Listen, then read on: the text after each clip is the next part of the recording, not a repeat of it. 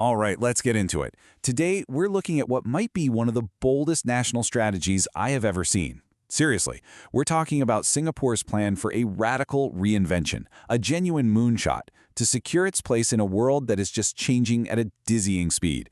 So let's break this down. So you might be asking, why such a dramatic move? Why now? Well, it's because Singapore finds itself at a critical inflection point. They're staring down a double whammy of disruption.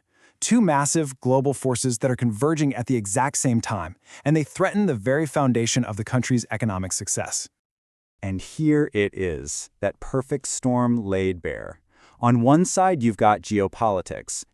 Rising tariffs, trade friction. That's a direct shot at a nation that was built on global commerce.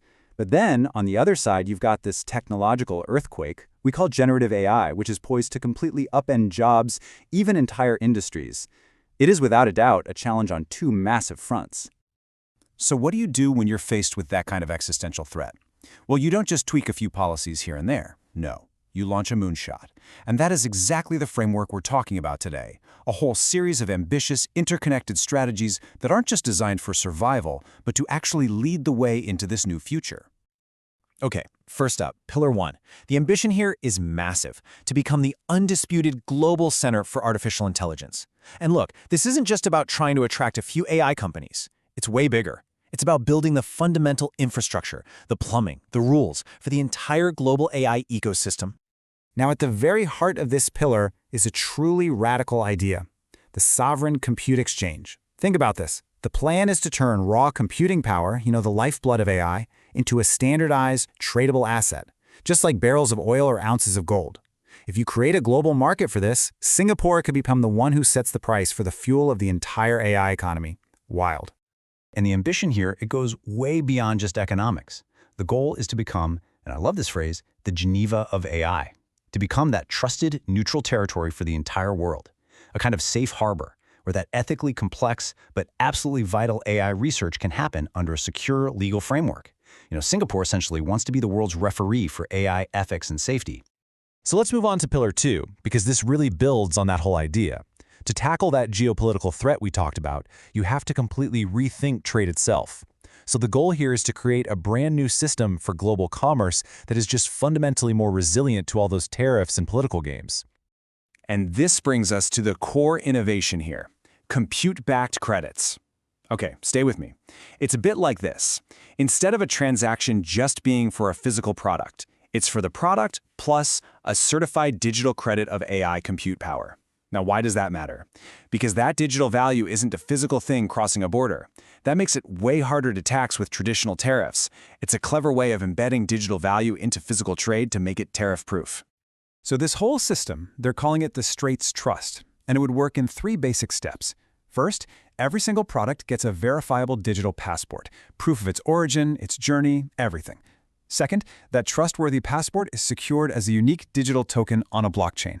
And finally, and this is the key, products with this trusted token get to enter a premium lane for global trade, basically bypassing all the usual friction, because their entire history is transparent and totally secure. Now for Pillar 3. And honestly, this might be the most important one of all. It tackles the human side of the AI revolution head-on, right? How do you make sure that your entire population doesn't just survive this massive disruption, but actually ends up thriving because of it? Well, you start with a massive, and I mean massive, investment in your people. This number is just staggering. A proposed $50,000 lifetime learning wallet for every single citizen. This is not some small training grant.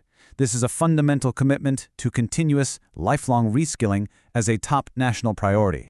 And then you back up that investment with a revolutionary new social contract, the Human AI Coevolution Compact. It would legally require companies to use AI to augment their workers, not just replace them. It would create the world's first certification system for jobs where humans and AI work together, which would just fundamentally change the entire conversation around AI in the workplace. So, with these 3 incredibly ambitious pillars in place, a crucial question remains: how do you actually power it all? Where does the fuel for this engine of innovation come from? Well, it comes down to 2 key sources: capital and culture. First, the capital. We are talking about an immense financial commitment. For example, a $10 billion sovereign venture catalyst fund. It's designed to co-invest alongside private VCs, de-risking deep tech innovation and basically signaling to the entire world that Singapore is dead serious about funding the future.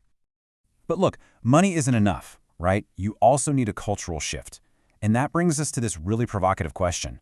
To truly innovate, you have to be willing to take huge risks. And that means you have to be willing to fail. So how do you build a culture that actually embraces that? The answer is to build a systemic safety net. They're calling it the Phoenix Framework.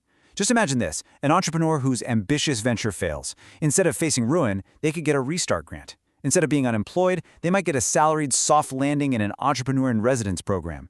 The entire goal is to remove that crippling fear of failure, to encourage more people to take those big, ambitious shots. So when you put it all together, the blueprint becomes crystal clear. You've got massive capital, a cultural shift that actually embraces risk, and new pipelines for talent. And they all combine to create this self-reinforcing ecosystem that's just designed to generate breakthrough ideas. And that really leaves us with this final thought. These are so much more than just policies. They are experiments in shaping the future of technology, of trade, and of work itself. Singapore is positioning itself to be a living lab for the 21st century.